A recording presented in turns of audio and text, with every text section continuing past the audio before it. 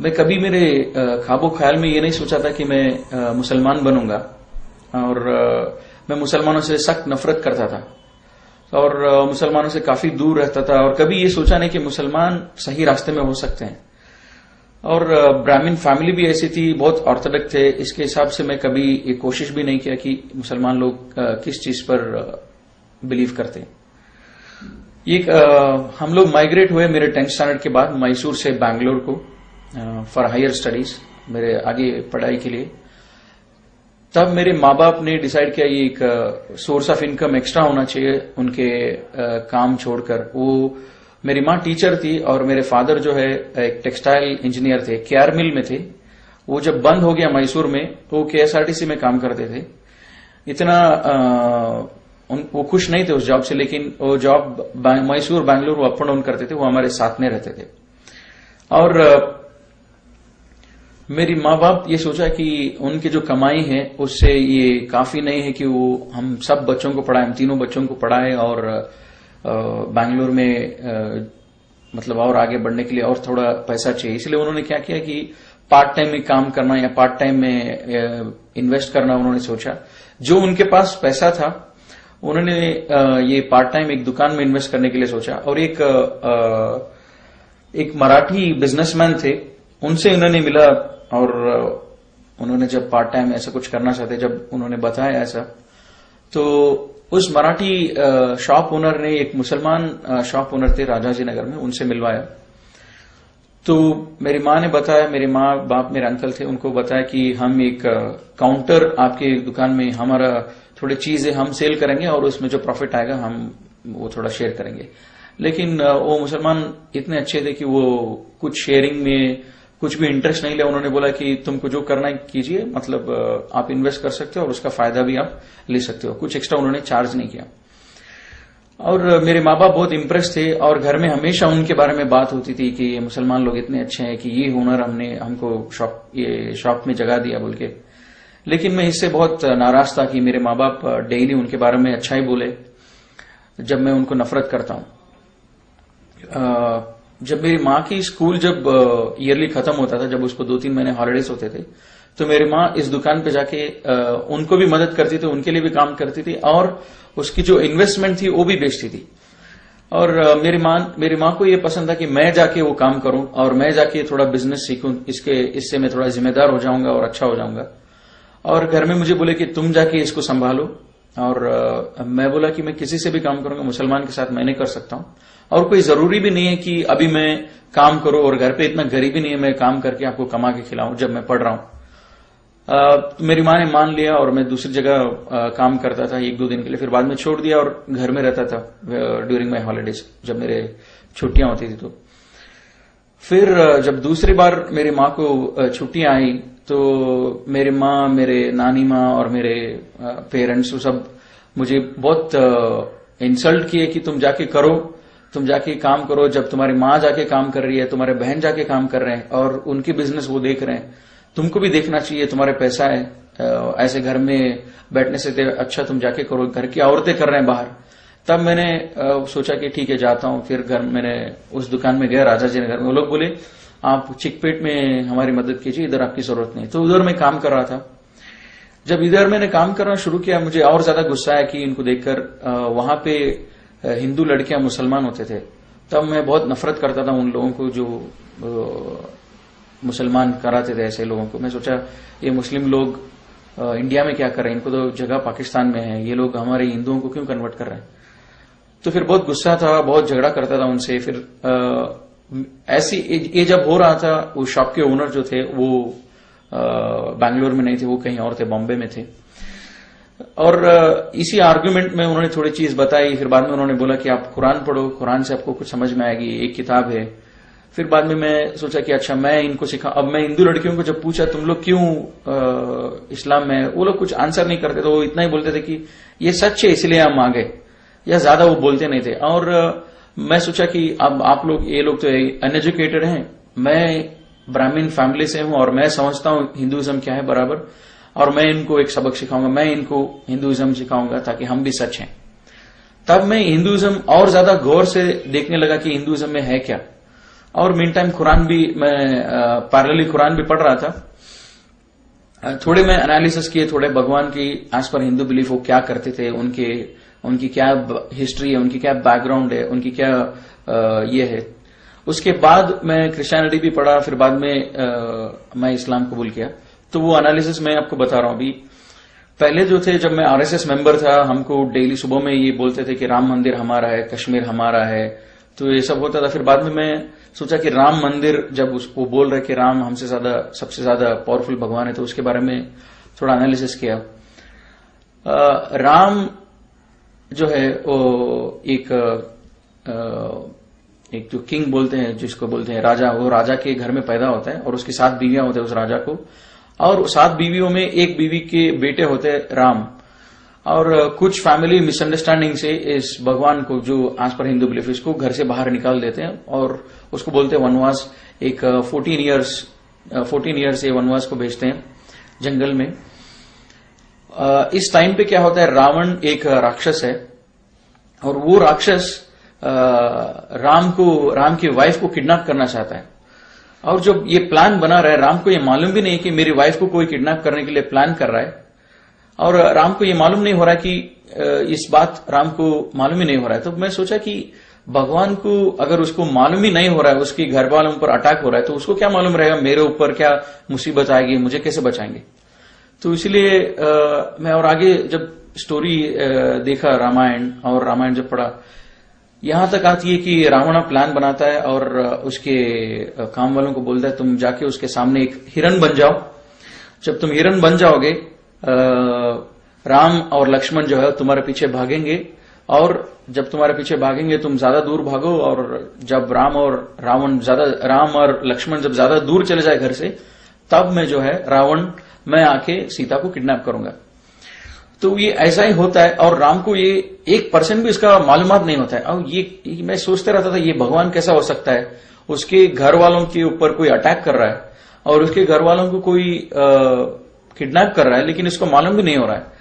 और ऐसे ही आता है, रावण की काम वाला जो है वो हिरन बन जाता है, राम उसके पीछे भागता है, लक्ष्मण भी उसके पीछे भागता है, ये बोलकर ये लक्ष्मण रेखा है, इसको पार मत करो। और वो दोनों भागते हैं। अभी इसके टाइम पे क्या होता है, रावण जो है एक भिक्षुक, जो बोलते हैं ये भीख मांगने वाले के वेश में आते, वो उसको सीता को बुलाता है कि मुझे कुछ चाहिए। अब सीता जब बाहर आती है, वो बोलती है मैं ये रेखा से आगे नहीं आ सकूंगी। फिर उनके बाद में डिस्कशन होता है और रावण बोलता है कि आप बाहर आके देना चाहिए कि मैं कोई भिक्षुक नहीं हूं, लेकिन मैं एक अच्छा भिक्षुक हूं। तो सीता उस लक्ष्मण रेखा से पार करती है, पार करके जो है जब जाती है, रावण उसको किडनैप करता है। जब वो किडनैप कर रहा होता है, तब भी राम को और लक्ष्मण को मालूम नहीं होता कि मेरी बीवी मेरे घर पे अकेली है और उसको कोई किडनैप कर रहा है। हाँ, जब किडनैप हो रहा है तभी भी सीता अपने आप को बचाने की भी कोशिश नहीं करती है, वो बहुत मजबूर होती है और वो रावण किडनैप करता है, वो लेके चले जाता है। इसके बाद जो है राम उसको तलाशने के लिए, वो उसको कौन किडनैप किया, उसको वापस लेके आने के लिए वो कितने साल लगा देता है। और ये हनुमान जिसको बोलते हैं, ये उनको बोलते हैं वानरू बोलते हैं कन्नड़ा में, इंग्लिश में उसको बोलते हैं मंकीज। उनके मदद से, ये बंदरों के मदद से वो कितने सालों के बाद सीता को वापस लेके आता है। और मेरे दिमाग में यही बात आता था, अगर राम सच्ची में भगवान है तो उसको इन वायुसेना की क्यों इनकी क्यों जरूरत है, ये वानरों जिसको बोलते हैं बंदर, इसकी क्यों जरूरत है। ये खुद जाके लेके आ सकता है। अगर ये भगवान है तो इसकी कोई जरूरत नहीं कि इसको किसी और की मदद की जरूरत नहीं, भगवान खुद अपनी काम कर सकता है। लेकिन इसकी वाइफ को लेके आने के लिए ये बंदरों की मदद से लेके आता है। फिर भी लेके आने के बाद सीता को बोलता है कि मैं लोग तुम पर शक कर रहे हैं, तो इसीलिए तुमको एक टेस्ट करना पड़ेगा, तुम पे एक टेस्ट किया जाएगा, जैसे इसको बोलते हैं कन्नड़ा में अग्नि परीक्षा। वो अग्नि परीक्षा मतलब ये एक आग से तुमको जाना पड़ेगा, जब तुमको हार्म कुछ नहीं होता है इसका मतलब तुम प्योर हो। तो वो आग से निकलती है, फिर बाद में राम उसको कबूल करता है, वो एंड है। तो मैं सोचता था राम हिंदू के हिसाब से वो एक भगवान है और सीता भी एक भगवान है। जब भगवान एक दूसरे के ऊपर भरोसा नहीं करते हैं तो ये बात कुछ समझ में नहीं आती, भगवान के ऊपर क्यों भरोसा नहीं करता है। तो फिर मुझे ये लगा कि एक स्टोरी है। अब जब कुरान पढ़ रहा था, मेरे नानी को और मेरे माँ बाप को जब पूछता था रामायण जो है इसको कौन हमको दिया, रामायण किसने दिया हमको? तो वो बोलते थे रामायण लिखा हुआ है एक ऋषि से, वाल्मीकि जो बोलते हैं वो ऋषि ने लिखा है रामायण। तो ये मैं सोचता था मेरे नानी बोल रही है रामायण लिखा हुआ है। जब मैं उसको पूछा कुरान क्या है, वो बोलती थी कुरान जो है मुसलमानों के ऊपर उसके भगवान ने उनको दिया है, ये कोई लिखा नहीं है, भगवान ने दिया है। तब मैं सोचा नेचुरली जब ये किताब जो भगवान से है वो ज्यादा पावरफुल रहेगी, जो किताब लिखी हुई है वो ज्यादा वीक रहेगी। तो मैं सोचा भगवान से है कुरान, इसका क्या प्रूफ है? तो मैं तलाश करने लगा और भी एनालिसिस किया, जैसे गणेश है और गणेश की जब मैं एनालिसिस किया, गणेश भगवान हम इसको मानते हैं जब मैं हिंदू था। अभी पार्वती जिसकी पत्नी है, ईश्वर शिवा जिसको बोलते हैं, ईश्वर एक जो मोस्ट पावरफुल गॉड है, एक मोस्ट पावरफुल सबसे ताकतवर भगवान है। और ये ईश्वर की पत्नी है पार्वती। ईश्वर इतना ताकतवर है, अगर वो तीसरा आंख भी खोल देगा तो वो दुनिया भस्म हो जाएगा, ऐसा सब बिलीफ है। तब तो ऐसी ताकतवर भगवान की ये पत्नी है पार्वती, और वो भी भगवान है, गॉडेस बोलते हैं इंग्लिश में उसको। तो पार्वती उसको नहाना होता है और वो गणेश को बना देती है कि तुम मेरा वॉचमैन रहो। मैं सोचता था इतनी पावरफुल, इतनी ताकतवर भगवान की बीवी को सिक्योरिटी क्या जरूरत है?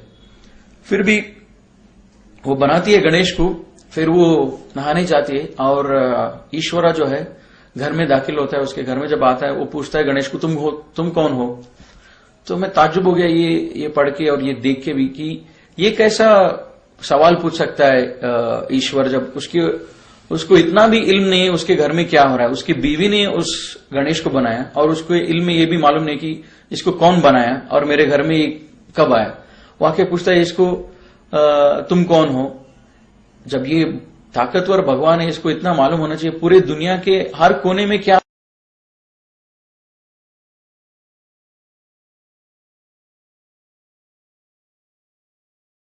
हो रहा है इसको मालूम होना चाहिए।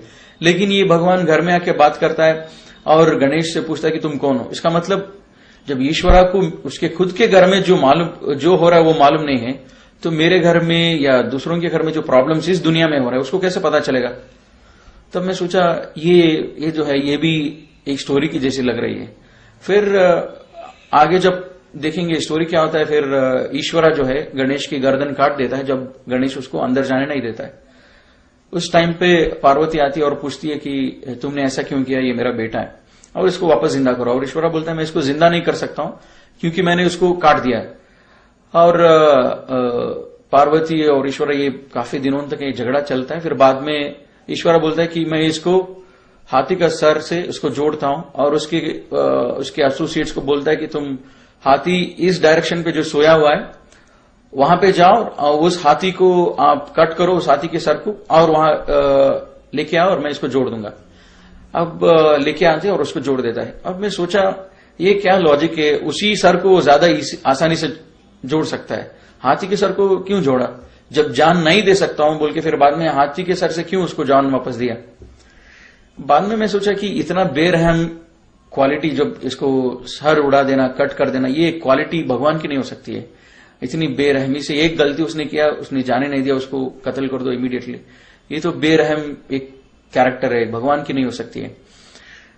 फिर बाद में मैं सोचा गणेश की मैं पूजा क्यों करूं? जब वो खुद अपनी सर बचा नहीं सका तो उसकी क्यों पूजा करो, जो उसकी अपने आप की, अपने खुद की जान की जब वो रक्षा नहीं कर सकता, क्योंकि मेरी जान की, मेरे घर वालों की, मेरी माल की क्या रक्षा करेगा वो? तो इसीलिए मैं वो स्टोरी सुन के मुझे बहुत ये हुआ, अफसोस हुआ और पढ़ के। और मैं जब मेरी नानी और इनसे सब पूछता था, मेरे घर वाले जो भी बड़े थे, माँ बाप थे, उनसे पूछता था कि भगवान को देखा कौन है। जब हम पूछते कि गणेश की फेस जो है ऐसा है, ईश्वरा का फेस ऐसा है, हमको कैसा मालूम है ये? तो घर में बोलते थे नहीं ये हम कर रहे हैं क्योंकि ये हमारी पूर्वज जो है बहुत पहले से करते आ रहे हैं, तो इसीलिए हम कर रहे हैं ये बात, तो इसीलिए हम पूजा कर रहे हैं इस मूर्तियों की। और जब मैं कुरान पढ़ रहा था, कुरान में भी यही आता है कि क्या अगर तुम्हारे पूर्वज जिहालत में थे, जब तुम्हारे सामने सच्चाई वाजे हो गई, क्या तुम भी जिहालत में रहोगे? तो मैं सोचा ये किताब जो है ये आंसर दे रहा है, जो मेरे क्वेश्चंस जो मैं माँ बाप के पूछ रहा हूं उस क्वेश्चंस को ये किताब मुझे आंसर दे रहा है, ऐसा लग रहा था मुझे। लेकिन मैं सोचा वो फिर बाद में मैं और डीपली हिंदू एनालिसिस किया। मैसूर का था, हमारे मैसूर में चामुंडेश्वरी हिल जो है, वो हिल एक विटनेस है, ये एक भगवान थी, एक भगवान है बोल के, इसलिए मैं सोचा ये शायद ये भगवान मुझे बचा लेगी इस मुसलमान से आर्ग्यू करने के लिए। जब मैं उसके बारे में जब थोड़ा जानकारी लिया, वो भगवान चामुंडेश्वरी जिसको बोलते हैं, महिषासुर एक बड़ा राक्षस होता है। हिंदुइज्म में एक कॉन्सेप्ट है कि ये देवरु राक्षसरु, इनके बीच में हमेशा लड़ाई होती रहती है। ये राक्षसरु एक सेक्ट है, ये लोग जब राक्षस होते हैं, और ये राक्षस का ऑब्जेक्टिव इतना ही है कि ये लोग दुनिया में सबसे बड़े हो जाएं और ये देवरु जो है उनको खत्म करें। तो ये दोनों के बीच में बार बार लड़ाई होती रहती है। तो महिषासुर जो भी है वो भी एक राक्षस होता है, और ये राक्षस जो है ये लंबी तपस्या में बैठता है काफी सालों तक। जब इसकी तपस्या कबूल होता है, ब्रह्मा जो क्रिएटर है हिंदू बिलीफ के हिसाब से, वो इस तपस्या को कबूल करता है और वो बोलता है आपको जो चाहिए मांगे मैं दूंगा। और ये महिषासुर, ये जो राक्षस है, ये पूछता है कि मुझे सबसे ज्यादा ताकतवर बनाओ और मुझे अमर बनाओ, मुझे चिरंजीव बनाओ, मतलब मुझे कभी मौत नहीं आना चाहिए। और ब्रह्मा बोलता है ठीक है, ये विश आपको, ये वर मैंने आपको दे दिया। अब क्या होता है, और एक कॉन्सेप्ट है कि ये भगवान हिंदू हिसाब से, हिंदू के बिलीफ के हिसाब से ये एक जगह पर रहते हैं, उसको बोलते हैं देवलोक। और जो राक्षस रहते हैं उनका अलग जगह होता है, और मानव जो बोलते हैं मनुष्य और ये ह्यूमन बीइंग जो बोलते हैं उनका जगह है ये दुनिया।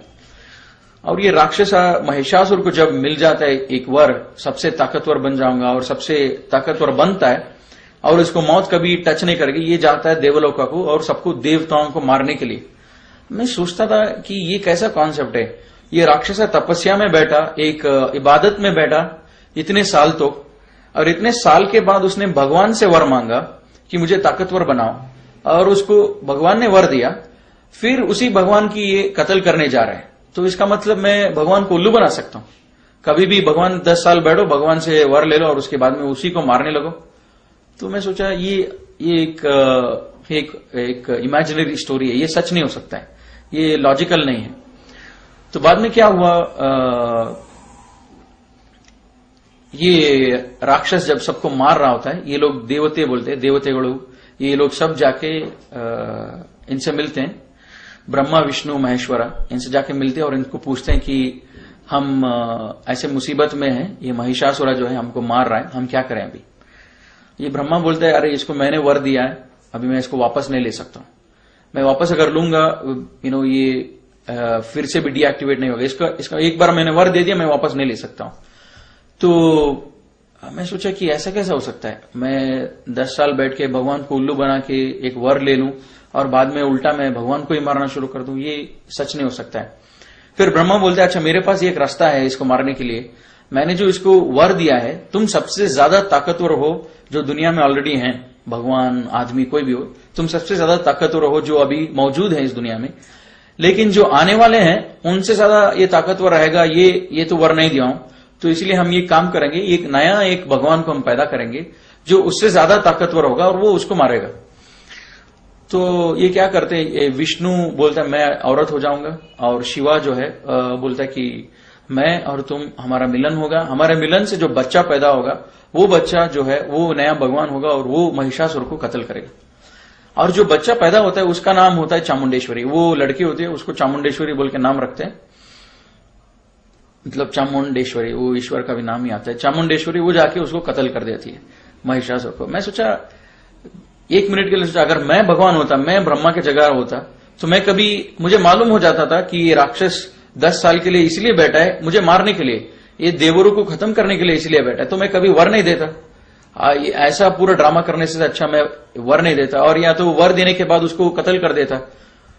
तो ये सब देख के मुझे लगा एक हिंदुइज्म एक माइथोलॉजी, और मेरे माँ बाप और सब लोग बोल रहे कि हमारे भगवान जो हम जिसको पूज रहे हैं, जो भी हमारे मूर्तियां हैं, बस ये लोग ये सच कोई किताब में नहीं है, लेकिन हम कर रहे हैं इसलिए क्योंकि ये हमारे पूर्वज कर देते। और एक ऐसी चीज थी जिससे मुझे ये आसान हुआ हिंदुइज्म के बारे में मैं बिलीफ छोड़ने के लिए, कि हमारे घर में एक कॉन्सेप्ट है मने देवरू, जिसको बोलते हैं घर का भगवान।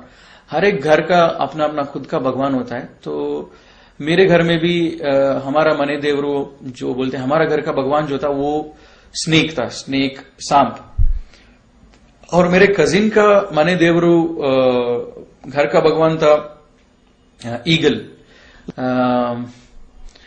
मेरे घर में जब भी फेस्टिवल होता था, मेरी माँ बोलती थी कि उनके घर पे जाओ मत, और उनके घर में जब फेस्टिवल होता था वो बोलते थे कि मेरे कजिन को मेरे घर पे आओ मत, क्योंकि ये ईगल गॉड और स्नेक गॉड और बोथ आर एनिमीज। तो मेरी माँ बोलती थी तुम्हारा गॉड जो है वो स्नेक है, अब उनका गॉड ईगल है, तब जब तुम फेस्टिवल में जाओगे तो तुमको प्रॉब्लम हो जाएगा। मैं सोचता था हाउ इलॉजिकल इट इज, ये तुम क्या बोल रही हो, ये सब मुझे समझ में नहीं आती है, क्योंकि मैं कजिन के घर जाना चाहता हूं और अच्छा खाना खाना चाहता हूं उधर भी, because I want to show my new dresses there. लेकिन तुम बोल रहे हो तुम जाओ मत, ये कैसा हो सकता है भगवान और भगवान के बीच में दुश्मनी। और अल्लाह ताला कुरान में बोलता है कि इस कायनात को बनाने में अगर एक से ज्यादा लोग होते, एक से ज्यादा क्रिएटर होते, तो बहुत ज्यादा कंफ्यूजन होता है इस दुनिया में। तो मैं ये कंफ्यूजन मेरे घर में ही दिख रहा है, क्योंकि मेरी माँ बोल रही है हमारा घर का भगवान जो है स्नेक है और मेरे कजिन का घर का भगवान जो है वो जो है ईगल है। तो ये भी एक ऐसी चीज थी which help me to I believe more in Islam. ये ऐसे सब चीज थी, और कुरान इसके बारे में लाइव अल्लाह ताला is talking to me in this book. अल्लाह ताला बोल रहा है कि ये अगर इस दुनिया को बनाने में बहुत सारे भगवान होते तो उन भगवानों के बीच में बहुत सारे प्रॉब्लम भी होते। जैसे मैंने देखा रावण और राम और ब्रह्मा, महिषासुरा और जो है ईश्वरा, पार्वती, और ये सब जब देखा मैं, एक भगवान को दूसरे भगवान के बारे में मालूम ही नहीं है, जानकारी नहीं है। एक भगवान एक काम करता है, उसके बारे में दूसरे भगवान को मालूम नहीं है। जब ब्रह्मा ने महिषासुरा को वर दिया, उसके बारे में शिवा को मालूम नहीं, विष्णु को मालूम नहीं। जब ये सब कंफ्यूजन ही है, तो अल्लाह ताला कुरान में भी यही बोल रहा है कि अगर इस दुनिया को और इस दुनिया में अगर एक से ज्यादा खुदा होते, तो एक से ज्यादा क्रिएटर होते, एक से ज्यादा अल्लाह होते, तो बहुत सारे प्रॉब्लम होते। तो मैंने थोड़ा क्रिश्चियनिटी भी पढ़ा। जब मैं 10th स्टैंडर्ड में जब था इंडिया में, मैसूर में, उधर एक पुष्पाश्रम बोल के एक जगह था, वहां पे क्रिश्चियंस लोग, फादर्स लोगों को ग्रेजुएट करते थे। तो उधर मैं क्रिसमस में कभी जाता था, उनकी हम लोग एक टूर के हिसाब से उधर जाते थे और देखते थे। हमारे फैमिली सबको लोग बुलाते थे, हम पूरे माँ बाप के साथ जाके देखते थे। वो जो मूर्तियां रखते थे जीसस की, मदर मेरी की, हम लोग देखते थे। वो उतना इल्म मुझे था, ये लोग क्रिश्चियंस भी जीसस को पूछते हैं। जब मैं थोड़ा ज्यादा जानकारी लिया तब मुझे मालूम पड़ा, ये बोलते हैं Jesus is the only son of God, only begotten son of the God. मतलब जो एक बेटा है, खुदा का बेटा है जो बोलते हैं। मैं सोचा हमारे घर में भी ये बात कभी कभी होती थी कि जब घर में लड़की पैदा होते तो ये लोग खुश नहीं होते थे हिंदूस। हम इनको बेटों की ज्यादा जरूरत होती थी। और जब मैं पूछता था कि बेटे को इतना क्यों अहमियत देते थे, ये बोलते थे कि बेटों से हमारा खानदान आगे बढ़ता है। तो बेटों की जरूरत अल्लाह को क्यों होना चाहिए, कि जब बेटा इसीलिए जरूरी है खानदान को आगे चलाने के लिए या नाम रोशन करने के लिए जो भी है, लेकिन अल्लाह को बेटा की जरूरत क्यों है? अल्लाह तो स्टार्टिंग भी है, एंडिंग भी अल्लाह ही है, मतलब बीच में कोई नहीं, अल्लाह की सब कुछ है। तब मैं सोचा कि ये क्रिश्चियनिटी का जीसस सन ऑफ गॉड, ये जो भी है जिसको पूछते हैं, और मदर मैरी, ट्रिनिटी का जो भी कॉन्सेप्ट है, ये भी हिंदू के आसपास है, हिंदुइज्म के सेम फिलॉसफी है। तो मैंने क्रिश्चियनिटी को भी मैंने बहुत देर तक एनालाइज नहीं किया, फिर बाद में मैंने वो भी छोड़ दिया। जब मैं कुरान पढ़ रहा था मुझे मालूम हो गया कि इस्लाम सच है, लेकिन मुझे कबूल करने बहुत मुश्किल हो रहा था कि इस्लाम सच है, क्योंकि मैं मुसलमानों को बहुत नफरत करता था और मुझे मेरे फैमिली मुस्लिम्स के बहुत खिलाफ था, मतलब ब्राह्मण कम्युनिटी एज सच। तो मुझे डर भी लगता था कि ये कैसे सच हो सकता है। जब मैं कुरान पढ़ रहा था आगे थोड़ी आयत आई जो मैं आपसे शेयर करूंगा। ये आयत जो है मेरे दिल के अंदर बहुत तकलीफ हुआ और उसके बाद में मैंने इस्लाम कबूल किया। मैं सोचा अल्लाह ताला कुरान में बोलता है कि मैं हर चीज को माफ करूंगा जिसको चाहिए उसको, लेकिन शिर्क को माफ नहीं करूंगा। तो मैं सोचा मैं शिर्क को छोड़ दूंगा, बाकी सारे चीज मैं करते रहूंगा, क्योंकि शिर्क को छोड़ने के बाद मैं ऐसा कोई गुनाह नहीं कर रहा हूं जिससे मुझे अल्लाह ताला पनिशमेंट दे। तो मैंने शिर्क छोड़ दिया और मैं सोचा जो भी मैं कुरान पढ़ के मैं जो फॉलो कर सकता हूं मुसलमान नहीं बन के, वो मैं करूंगा। तो मैं शिर्क छोड़ दिया और घर में झगड़ा शुरू हो गया। घर में पूछने लगे कि तुम शिर्क क्यों छोड़े, मतलब पूजा करना क्यों छोड़े इन बुतों को। और मैं बोला कि मैं आजकल मॉडर्न बन रहा हूँ, कॉलेज में जा रहा हूँ और कॉलेज में सब मजाक उड़ाते हैं कि तुम नामा सब लगाते हो, कुमकुम सब लगाते हो, इसलिए मैंने छोड़ दिया ताकि मुझे मॉडर्न बनना है। तो मेरी माँ थोड़ा कन्विंस हो गई तो मैं पूजा छोड़ दिया।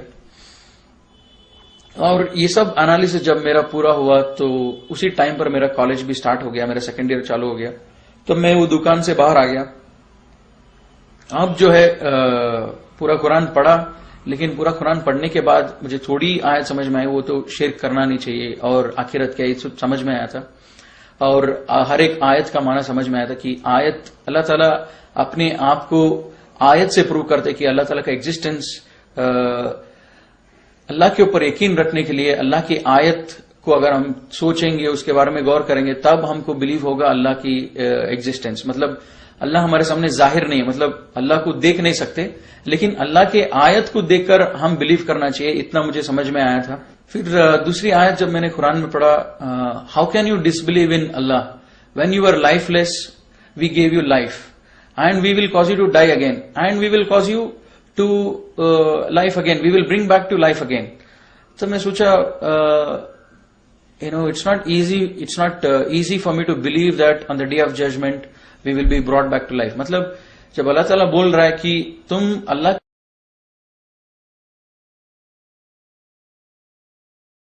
के ऊपर कुफ्र कैसे कर सकते हो जब तुम नहीं थे और बाद में तुमको अल्लाह ने एक लाइफ दिया, फिर बाद में अल्लाह तुमको मौत देगा, फिर उसके बाद में अल्लाह तुमको फिर से वापस जिंदगी देगा, खड़ा करेगा आखिरत के दिन। तो मैं सोचा हाँ ये सच है, अल्लाह ताला जो बोल रहा है ये सच है। क्यों 18-20 ईयर्स बैक मेरा एग्जिस्टेंस ही नहीं था, I was not there before I was born. लेकिन ये धरती तो था, मेरे पैदा होने से पहले सेंचुरीज के हिसाब से ये धरती चल रही थी। लेकिन अभी ऐसा कैसा हो सकता है कि how I disbelieve in Allah, Allah says you are lifeless. हाँ मुझे 20-25 years back I was lifeless, मैं नहीं था इस धरती पर। फिर बाद में Allah gave me life, yes Allah gave me life, then afterwards he will cause me to die, we know that we will die, और मैं एक दिन मरूंगा, फिर Allah will bring back me to life again on the day of judgement. And हाँ अल्लाह मुझे फिर से जिंदगी देंगे आखिरत के दिन। जब ये दोनों सच है, मैं जिंदा नहीं था मेरे पैदा होने से पहले, फिर अल्लाह ने मुझे जिंदा किया, अल्लाह ने मुझे लाइफ दिया, फिर मुझे मौत भी देगा अल्लाह ताला, ये दोनों अगर सच है तो तीसरी चीज भी सच है। और this help me to believe in the day of judgement. At the same time हमारे हिंदुइज्म में ये कॉन्सेप्ट है कि पुनर्जन्म जो बोलते हैं कि अगर मैंने ऐसी कोई गलती की है, जो बड़ा गलती अगर मैंने किया, मैं कुत्ता हो जाऊंगा या तो पिग हो जाऊंगा या तो फिर इंसेक्ट हो जाऊंगा या तो फिर बर्ड हो जाऊंगा। मैं सोचा अगर मुझे कुत्ता पसंद नहीं है, मुझे कुत्ता होना पसंद नहीं है, मैं कुछ भी हो सकता हूं लेकिन कुत्ता होना पसंद नहीं है, पिग होना मुझे पसंद नहीं है, तो मैं क्या काम करूं जिससे मैं कुत्ता होना बच जाऊं या पिग होना बच जाऊं। ये दोनों चीज मैं बनना नहीं चाहता हूं, ये दोनों चीज से मैं कैसे बचूं पुनर्जन्म में। मैं सोचता था इसके बारे में। There is no way it communicates, मतलब ऐसा कोई कम्युनिकेशन नहीं है इनके बीच में मुझे मालूम होने के लिए। अगर मुझे मालूम होना चाहिए ये कुत्ता क्यों बना है, ये कुत्ता ऐसे क्या गुनाह किया है, इसका प्रीवियस लाइफ जो था वो एक मनुष्य जन्म था, लेकिन अभी इस जन्म में जो है ये कुत्ता है, इसने क्या गुनाह किया है ये कुत्ता बना है, मुझे मालूम होना चाहिए ताकि मैं वो गुनाह नहीं करूंगा, मैं वो मिस्टेक्स नहीं करूंगा। लेकिन अल्लाह ताला कुरान में बोलता है कि there is life after which is either hell और हेवन, नथिंग इन बिटवीन। और अल्लाह ताला सूरह बकरा में बोलता है कि they are the people who are successful and one of the, और एक जो चीज है इन ईमान वालों को बिलीव करने के लिए यकीन आखिरत पर होना चाहिए। ये यकीन, मैं सोचता था आखिरत क्या है, आखिरत ऐसी क्या चीज है, आखिरत पर मैं कैसे यकीन करूं। क्योंकि जो आयत से ये मुझे मदद किया कि मेरे घर में बोलते थे हम मूर्ति पूजा इसीलिए कर रहे हैं क्योंकि हमारे पूर्वज कर रहे थे, और कुरान बोल रहा है तुम्हारे पूर्वज अगर जिहालत में थे क्या तुम भी रहोगे जब सच्चाई वाज़े होगे। और मेरे दिल में ये बात आती थी मैं इस्लाम फॉलो करूंगा लेकिन नमाज पढ़ूंगा और मेरे हिसाब से पढ़ूंगा, मुसलमानों के जैसा नहीं पढ़ूंगा। तब ये दूसरी भी आयत है कि विच हेल्प मी टू, जो मुझे मदद किया इस्लाम को फॉलो करने के लिए। आज मैंने इस्लाम को परफेक्ट किया, मुकम्मल किया, और इसके सिवा दूसरे कोई मजहब को मैं एक्सेप्ट नहीं करूंगा। और ये सब आयत मुझे मदद किया। लेकिन मैं सोचा आखिरत के लिए क्या आयत है, और अल्लाह ताला पूरे कुरान में बोलता है कि मेरे बंदों को जो लोग सोचते हैं उनके लिए मैं हर दिन हजारों आयत दिखाता हूं। दिन होता है, रात होता है, बारिश होती है, ये सब देखने के लिए आयत है, लेकिन लोग सोचते नहीं है। तो आखिरत के लिए ऐसा क्या आयत है, मैं सोच रहा था। जब ऐसी टाइम पर मेरे को एक चैप्टर याद आया मेरे साइंस में जब पढ़ रहा था अर्थ के बारे में, और मेरी बहन भी 10th स्टैंडर्ड में थी। जब उनकी किताबें देखा तो मुझे मालूम पड़ा अर्थ का क्रस्ट कैसा बना है, अर्थ कैसा बना हुआ है, so many kilometres down there is water, उसके बाद जो है वो ये है, उसके बाद जो पत्थर है, फिर बाद में आग है, वो आग इसी से वॉल्केनो आती है। तो मुझे सोचा यही एक आयत है अल्लाह ताला जो मुझे कम्युनिकेट कर रहा है। ये आयत है यकीन करने के लिए जहन्नम पर, और जन्नत पर कैसे यकीन करो कि जन्नत रहेगा या नहीं रहेगा। जब मैं टीवी देखता था, ये कश्मीर वगैरह सब, कश्मीर और ऊटी, ये जब गार्डन्स देखता था, तब मैं सोचता था अगर दुनिया में इस धरती में अगर अल्लाह ताला इतने अच्छे गार्डन जब बना सकते हैं तो आखिरत में क्यों नहीं रहेगा इतने अच्छे गार्डन। तो मुझे ज्यादा डिफिकल्ट नहीं हुआ, मैंने आखिरत पर यकीन कर लिया। फिर कभी कभी मेरे दिल में ये भी ख्याल आती थी कि क्या ये सब कुछ साइंस से तो नहीं है, ये सब कुछ हम अल्लाह भी नहीं है, ये हिंदुइज्म भी रॉन्ग है, क्रिश्चियनिटी भी रॉन्ग है, ये सब कुछ साइंस से तो नहीं है, मतलब कोई भगवान ही नहीं, ये सब हुआ अपने आप हो गया। तो कभी कभी मेरे दिल में ये भी ख्याल आता था। जब मैं सोचता था उसके बारे में, वो बिग बैंग थ्योरी ऐसा है कि टू समराइज, मतलब सिंपल वे, कि एक वो फायर बॉल था, आग का बॉल था, और वो जब डिस्ट्रॉय हुआ वो ये दुनिया और ये रिवर्स, स्काईज, ये सब फॉर्म हो गए। तो ये बिग बैंग थियरी इन ए नटशेल ये जब बोलती है। जब मैं सोचा एक रबर बॉल अगर टूटता है, डिस्ट्रॉय होता है, तो रबर के पीसेस नजर आएंगे, कुछ ज्यादा नजर नहीं आएगा रबर बॉल से ज्यादा।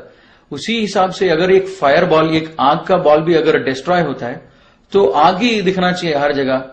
ऐसे कैसे कि पानी भी है धरती में और ग्रीनरी भी है और हमारी लाइफ है, ये साइंस भी थोड़ा it was not helping me. तो मुझे मालूम पड़ा कि ये साइंस जो है एक चीज बता रही है, लेकिन it is not only because of big bang theory, लेकिन अल्लाह ताला बोलता है पूरे क्रिएशन कैसे हुआ इन कुरान में।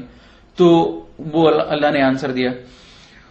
अब जब मेरा कॉलेज स्टार्ट हुआ तब मैं पूरा फुल टाइम उस दुकान में नहीं जाता था, लेकिन सैटरडे संडे उस दुकान में जाता था, क्योंकि उस ओनर से भी अच्छी दोस्ती हो गई थी। वो उनका बिहेवियर अच्छा था, जब हमारा सैलरी टाइम पे देते थे, ज्यादा चीटिंग नहीं करते थे मेरे माँ के बिजनेस में, और हमको सब मदद करते थे, और जो भी दुकान में थे उन सबकी मदद करते थे जब जरूरत हो। तब मैं सोचा उनसे मिलने के लिए जाऊंगा। हर सैटरडे संडे जाता था, और जब भी जाता वो बिजी रहते थे उनके काम में, और मैं कुरान पढ़ता था। जब कुरान पढ़ता था नेक्स्ट टाइम जब गया मैं, और हमेशा जब भी मैं कुरान पढ़ने फिर से शुरू करता, मुझे डर लगता था लास्ट टाइम मैंने पढ़ा नहीं बराबर, तो फिर से शुरू करता था कुरान पढ़ने बिगिनिंग से, सूरह फातिहा, सूरह बकरा, फिर से शुरू करता था। जब फिर से शुरू किया कुरान में, एक आयत ऐसा आया सूरह बकरा में, this is the book of which this is the book from your lord on which there is no doubt, and this is a guidance for those who are conscious and who have the faith in Allah and faith in unseen and who have faith in the hereafter. And तो ये आयत एक 6 आयत थी, उससे मुझे डर लग रहा था और मैंने नमाज पढ़ना शुरू किया। वो 6 आयत था, one is we should believe in we should have the consciousness and we should believe in the unseen, which is Allah subhanahu wa ta'ala जो दिखते नहीं है, और एंजल्स और आखिरत उस पर। और दूसरी चीज वो है कि एस्टैब्लिश प्रेयर, और चौथी चीज believe in what is revealed on prophet Muhammad सल्लल्लाहु अलैहि वसल्लम and what was revealed before him. जो प्रॉफिट सल्लल्लाहु अलैहि वसल्लम के ऊपर नाजिल हुआ और उनसे पहले जो नाजिल हुआ उसके ऊपर ईमान लेके आना, ये थी। और जो हमने दिया है आपको उससे खर्च करो, मतलब जकात दो वगैरह, सदका करो। एंड फाइनल चीज था कि आखिरत पर यकीन रखने वाले ये लोग हैं जो रियली सक्सेसफुल हैं, और ये लोग ट्रू गाइडेंस पर हैं, ये लोग जो है सही हिदायत पर हैं। इसीलिए जब ये आयत पढ़ा तब मुझे लगा कि ये आयत के हिसाब से मैं सक्सेसफुल नहीं हूं, कि मैंने शिर्क छोड़ दिया। लेकिन ये आयत बोलता है कि who are conscious and who believe in unseen and were steadfast in the prayer, were established in the prayers. अब बाकी चीज ज़कात ये सब तो मेरे लिए इंपॉर्टेंट नहीं था, मतलब मैं उसका एलिजिबल नहीं था। तो मुझे अब जरूरी है कि मैं प्रेयर को एस्टैब्लिश करूं, मतलब मेरे नमाज जो है इसको शुरू करूं। और मैं 2 दिन हो गया, मैं घर चला गया और मैं सोचता रहा मुझे अभी प्रेयर पढ़ना है, कैसे पढ़ना है वगैरह सब। अब मैं इन लोगों से मिला जो ऑलरेडी मुसलमान हुए थे, उनसे पूछा कि तुम लोग कैसे नमाज पढ़ते हो। वो लोगों ने एक डायरी दिखाया, ब्लैक डायरी, हम कन्नड़ा में लिखे, इससे सीखे, हम इससे नमाज पढ़ना शुरू किया। तब मैं भी नमाज पढ़ना शुरू किया जब वो लोग जैसे कर रहे थे। लेकिन नमाज पढ़ने से पहले मैंने ये सूरा जब कोशिश किया पढ़ने के लिए, बहुत मुश्किल हो रहा था मुझे। अल्हम्दुलिल्लाह बोलने के लिए भी मुझे बहुत तकलीफ होता था, क्योंकि ये अरबिक जबान इतना आसान नहीं था मुझे बोलने के लिए। तो काफी टाइम लगा ये सूरा सीखने के लिए। जब सूरा सीखता था बीच में मुझे कभी कभी ये ख्याल भी आता था कि मैं मुसलमानों की जैसा नमाज क्यों पढ़ूं। मैं नमाज पढ़ूंगा मेरे हिसाब से पढ़ूंगा, मेरे हिसाब से मैं नमाज पढ़ूंगा, मेरे हिसाब से मैं अल्लाह से मांगूंगा, अल्लाह से इबादत करूंगा, इनकी जैसा क्यों करूं। और ये अरबिक मुश्किल भी है, तो मैं सोचा मैं इंग्लिश में पढ़ूंगा, नहीं तो कन्नड़ा में पढ़ूंगा, पूरे ट्रांसलेशन है, तो अरबिक में क्यों पढ़ना चाहिए। तब मैं ये सोचा, थोड़े दिन मैं सोचा अच्छा ठीक है ऐसे ही करते हैं। तो मैं जब फिर से जब गया नेक्स्ट सैटरडे संडे उधर कुरान पढ़ने के लिए, तब सूरह इमरान में मुझे एक आयत आती है, today we have perfected this religion and we have chosen Islam for you. Apart from this religion no other religion is accepted and anybody else follows other than this they are thrown to hell fire. मुझे डर लगने लगा कि पहले दिन मैंने decide किया मैं शिर्क नहीं करूंगा, और जब नेक्स्ट टाइम जब कुरान पढ़ा ये बोल रहा है कि एस्टैब्लिश प्रेयर। अब मैं एस्टैब्लिश प्रेयर करने सोच रहा था। जब एस्टैब्लिश प्रेयर करने के लिए जब पूरे सूराज जब पढ़ रहा था, इतना मुश्किल हो रहा था, मैंने सोचा मेरे हिसाब से मैं नमाज पढ़ूंगा। अब कुरान बोलता है मुझे Islam is the only religion which is accepted. तो मुझे धीरे धीरे डर लगने लगा और ये यकीन आता रहा कि ये किताब जो है एक आदमी लिख नहीं सकता है। जो मेरे दिल के अंदर जो स्ट्रगल हो रहा है, मेरे दिल के अंदर जो दिन रात में सोच रहा हूं कि ये सच है, ये सही है, अच्छा ऐसा करूंगा वैसा करूंगा, ये जो हो रहा है उसके जवाब जो है ये कुरान में मुझे मिल रहा है। और मैं ये बात किसी से बोल नहीं रहा हूं, ये इसका जवाब मुझे कुरान से मिल रहा है। मेरे दिल के हालत पर कुरान मुझे कमांड कर रहा है कि ये सही है, ये गलत है। तो मुझे डर भी लगने लगा और यकीन होने लगा कि इस किताब को एक आदमी नहीं लिख सकता है। मुझे जो भी बनाया हो, जो बनाया है, मुझे जो बनाया है वही इस किताब को नाजिल कर सकता है। तब मुझे यकीन आने लगा ये किताब जो है अल्लाह की तरफ से है। फिर मैं बहुत मेहनत किया, 3-4 महीने लगे, फिर नमाज पढ़ना शुरू हुआ, सब सूरा लर्न किया, फिर नमाज पढ़ रहा था। और कभी कभी नमाज मेरी होती थी, कभी कभी नहीं होती थी, क्योंकि घर पे मेरे माँ बाप के सामने तो नहीं पढ़ता था। और अभी नमाज तो पढ़ रहा हूं, शिर्क नहीं कर रहा हूं, नमाज पढ़ रहा हूं, लेकिन मैं सोचा अभी ठीक चल रहा है, अब जरूरी नहीं कि मैं और आगे जाऊं। तो मैं सोचा अभी मेरा पढ़ाई कंप्लीट कर लेता हूं, मैं इंजीनियरिंग फिनिश करता हूं, फिर बाद में मैं MBA करूंगा, उसके बाद में मैं इस्लाम कबूल करूंगा। तब तक मैं इस्लाम नहीं कबूल करूंगा, तब तक मैं शिर्क छोड़ूंगा और नमाज पढ़ूंगा। ये दो से ज्यादा मैं आगे नहीं बढ़ूंगा। जब नेक्स्ट टाइम मैं जब कुरान पढ़ने लगा, फिर से जैसे मैं शुरू से पढ़ने लगा, सूरह बकरा में दूसरी आयत आती है कि ये लोग किस चीज के लिए इंतजार कर रहे हैं। ये लोग इंतजार कर रहे हैं अल्लाह और अल्लाह की मलाइका को, जब वो आसमान में आ जाए तब तो क़यामत है, मतलब then the matter is settled. तो इंग्लिश में आयत मुझे बहुत लगती थी, what are this people waiting for, are they waiting for Allah to come out with the angels in the clouds, then the matter is settled. इसका मतलब ये था कि ये किस चीज पर इंतजार कर रहे हैं। अगर ये लोग वेट कर रहे हैं अल्लाह के ऊपर यकीन करने के लिए, क़यामत कभी भी आ सकती है। Are they waiting for Allah to come out with the angels. तो अब मुझे और डर लगता था कि जब मैं नमाज पढ़ना शुरू किया, अब कुरान बोल रहा है कि मुझे किस चीज के लिए इंतजार कर रहा हूं। और मैं अंदर ही अंदर ये प्लान किया था, मैं इंजीनियरिंग पढ़ूंगा, MBA करूंगा, उसके बाद में मैं घर से बाहर आऊंगा। जरूरत नहीं था घर से बाहर आने के लिए, लेकिन घर के अंदर भी तो नहीं कर सकता था। एक मुझे मालूम था मुझे घर से बाहर आना है। तो मैं सोचा अभी मुझे और ज्यादा स्टेप्स लेना पड़ा, और मैं कुरान पढ़ते रहा और मैं घर पे नमाज पढ़ते रहा। मैं सोचा कि मुझे एक रास्ता निकालना चाहिए कि इस्लाम कंप्लीटली फॉलो करने के लिए। और बार बार अल्लाह ताला कुरान में बोलता है कि इस्लाम में पूरे के पूरे दाखिल हो जाओ। और मुझे मालूम था कि मैं पूरा दाखिल नहीं हूं, क्यों मैं शिर्क छोड़ दिया और नमाज पढ़ रहा था बस, और बाकी जो भी इस्लाम की अहकामात है वो नहीं कर रहा था। जुमा को मस्जिद में नहीं जा रहा था, और रोजा जब रखता था कभी कभी रखता था, कभी कभी नहीं रखता था। तो मुझे मालूम था कि मैं इस्लाम में कंप्लीटली नहीं हूं, मुझे कंप्लीटली आने के लिए कुरान बोल रहा है, अब मुझे कंप्लीटली आना चाहिए। फिर बाद में पहला रमजान आया, मैं पहले रमजान में अल्हम्दुलिल्लाह पूरे के पूरे रोजा रखा। फर्स्ट 2 डेज शायद छूट गया होगा, पूरे के पूरे रोजा रखा। और मेरे घर में बहुत झगड़ा होती थी कि माँ को डाउट आने लग गया मैं रोजा रख रहा हूं बोल के। अब जब उसको डाउट आता था उस दिन मैं उससे बचने के लिए वो जब फोर्स करती तो उसके सामने खा लेता।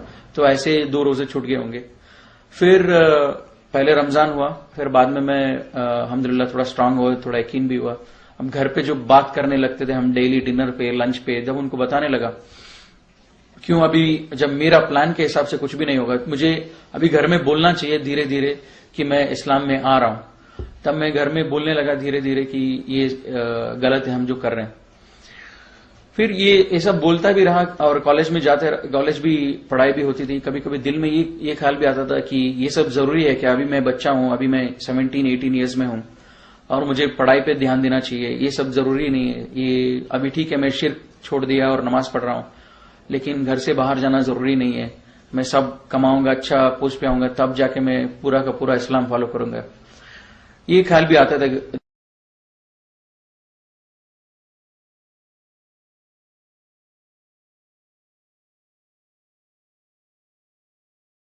कभी नमाज के लिए भी इरेगुलर हो जाता था। जब घर में नमाज पढ़ने की अपॉर्चुनिटी भी जब होते थे वो नमाज छोड़ देता था कोई भी बहाना लेके। फिर बाद में कभी भी हॉलीडेज आता, सैटरडे संडे, फिर वो दुकान में जाता, कुरान पढ़ता था। जिससे बिगिनिंग से जब पढ़ता था वो कुरान में आता था कि सूरह बकरा में there are people who say we believe in Allah in the last day and they are deceiving Allah, they think they are deceiving Allah and the believers but they are not deceiving anybody else, they are deceiving themselves. इसका मतलब ये कि थोड़े लोग हैं जो बोलते हैं कि हम अल्लाह पर ईमान रखते हैं और आखिरत पर ईमान रखते हैं, लेकिन वो हकीकत पे ईमान नहीं रखते हैं। वो बस एक मजाक कर रहे हैं, एक धोखा दे रहे हैं अल्लाह और अल्लाह के बंदों को। लेकिन ये धोखा किसी और को नहीं, अपने आप को धोखा दे रहे हैं।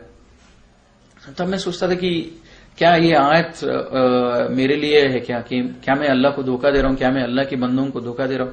तब मैं तुरंत सोचता था कि और जब फॉलोइंग आयत ये आती है, when they are alone with their evil ones they say we were just mocking at them, we were not believers.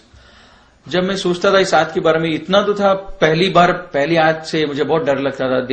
They say they believe in Allah but they are not really believers, मुझे डर लगता। लेकिन दूसरे आयत से थोड़ा मुझे ये रिलैक्स होता था, क्योंकि मेरे साथ कोई ऐसे नहीं थी to say that I am just mocking at them, तो मैं थोड़ा सेफ होता था। लेकिन मेरे दिल के अंदर जो एक केयरलेसनेस था, जो स्टेडफास्ट नहीं था दीन से, ये आयत मुझे बहुत लगता था। और फिर बाद में मैं नमाज बराबर ट्रैक पे पढ़ता था, टाइम पर पढ़ता था। फिर बाद में क्या हुआ, फिर से मैं कॉलेज, वीकडेज आते थे, कॉलेज जाता था, फिर सोचता था इसके बारे में। फिर कभी कभी बैकसीट ले लेता कि ये जरूरी नहीं है, मेरे करियर जरूरी है, मेरे को अच्छा मार्क्स लेके आना है, ये सब जरूरी नहीं है।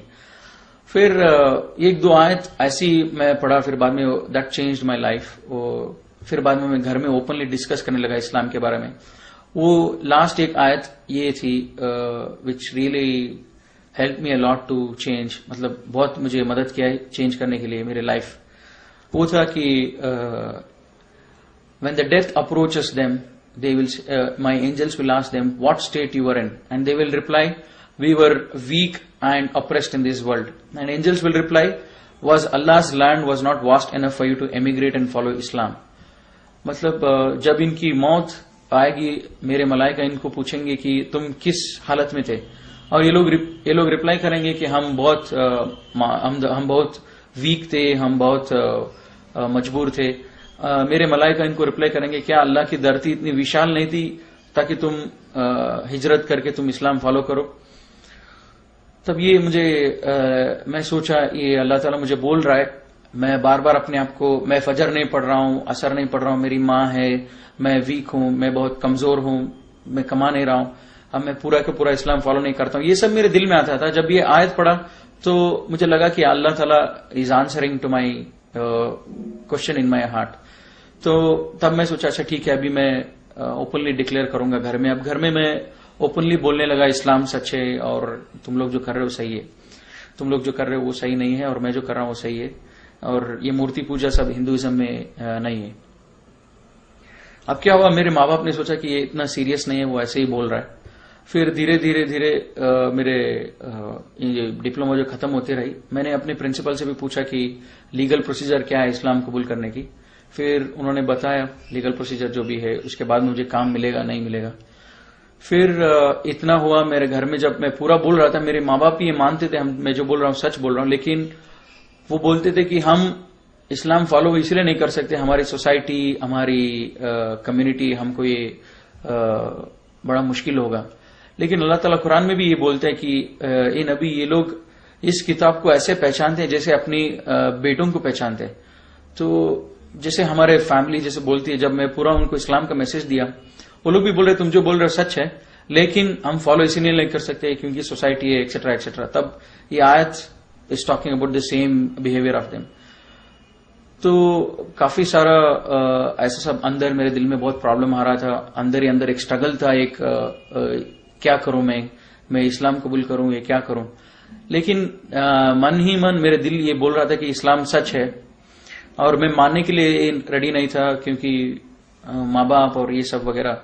जब ये आयत पढ़ा, what state they were in, what state you are in when you know we will be asked when I am in my death bed and I will say I am weak and oppressed. तो ये आयत जो है ये मुझे बहुत लगा। इसके बाद में मैं डेली दुआ करने लगा अल्लाह से कि मुझे एक अपॉर्चुनिटी मिल जाए जिससे मैं घर छोड़ दूं और इस्लाम कंप्लीटली फॉलो करूं। और डेली घर में झगड़ा होता था, और एक बात पर बहुत सीरियस झगड़ा हुआ माँ से, और माँ बोली घर छोड़ के तुम चले जाओ, तुम आजकल हमारी बात नहीं मानते हो।